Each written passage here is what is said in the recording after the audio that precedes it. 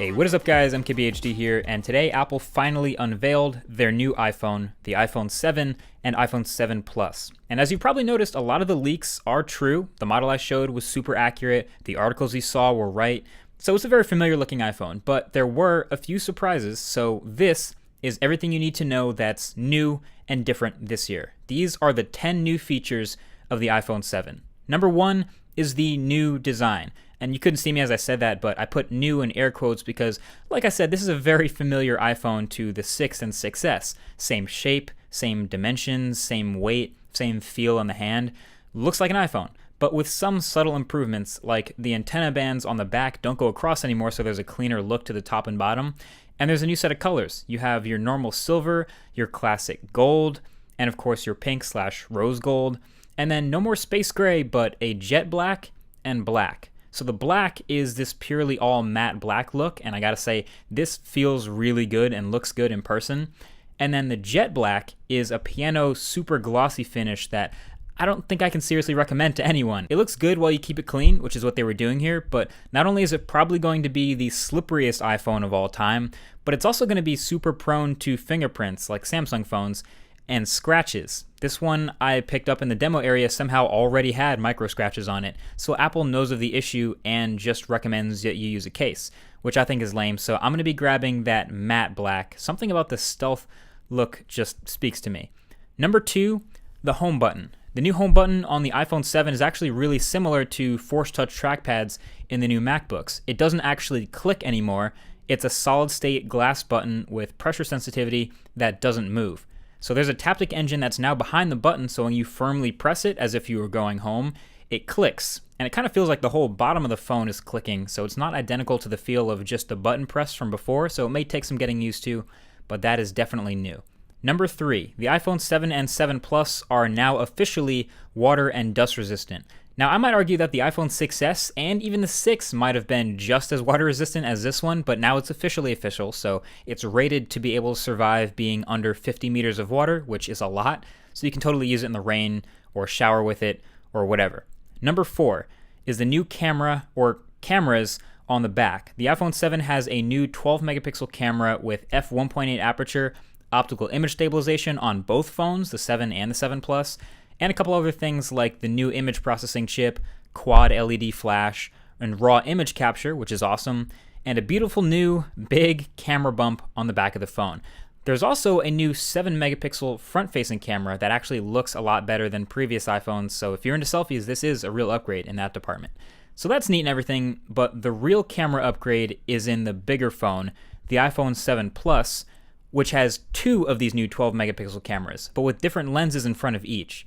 So on the right is the normal 28mm lens, same as a smaller phone, and on the left is a 56mm lens, so twice that focal distance for basically 2 times optical zoom. So this 2x camera is better for portraits and for subjects that are further away, since that's what telephotos are good for.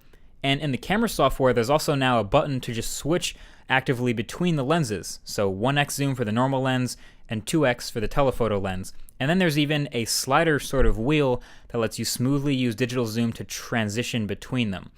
We're even expecting an update to the software for the 7 Plus that will add a camera mode called Portrait that will add like a subtle blur to the background of your human subjects.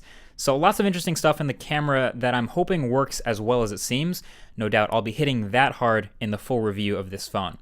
Number 5, the display. So the iPhone 7 display is actually mostly still the same as before, same size, same old resolution, same IPS technology, but it's apparently up to 25% brighter and has a wider color gamut, so colors will pop a little more, but probably not quite like an OLED. Number 6 is the stereo speakers, and I'm going to put that in air quotes again too, so it's a little bit of an unorthodox setup. As you can see, the bottom of the phone is one of the speaker grills, it's downward facing, and at the top of the phone, actually in the earpiece, is the other side of the stereo pair, and that's front facing.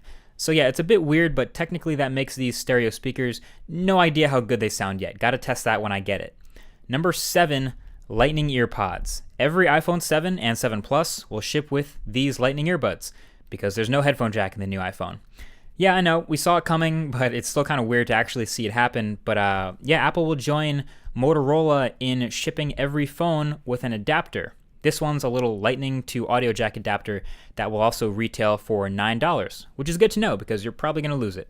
And speaking of things you're going to lose, number 8 is Apple's introduction of optional wireless earpods. They'll call them AirPods. I get it. These will be $160, and they're pretty much exactly what they look like. It's earpods without the cables.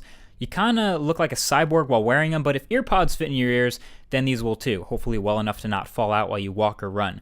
Obviously, at that price tag, they're a tough sell, but people here seem to really like them. They demoed how to pair them super easily. Basically, they come in this little charging battery case, and it charges them, and all you have to do to connect is flip open the top of the case, and when you put them in your ears, it uses proximity sensors to automatically know they're being listened to, so it switches your audio on the fly. There's also a touch-sensitive back, so you can double tap to activate Siri and talk to her with the built-in microphones. So yeah, it's more than just an earpod without the wires. But yeah, $160. Your call on that one. Number 9 was a minor one, a small update to Apple Pay to work in Japan.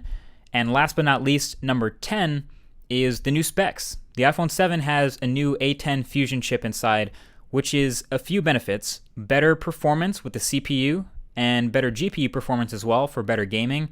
And it's a quad-core chip with 2 of those cores being lower power. So in theory, it's a more efficient chip that should give you an extra hour or 2 of battery life over the iPhone 6s and 6s Plus, in theory, allegedly. Either way, that's pretty much it for what's new. And my first impressions are that while it's pretty familiar, yeah, it's a nice piece of hardware. They killed the 16GB version finally, so now it starts at 32GB, and it's the same price, and it goes up to the 256GB version.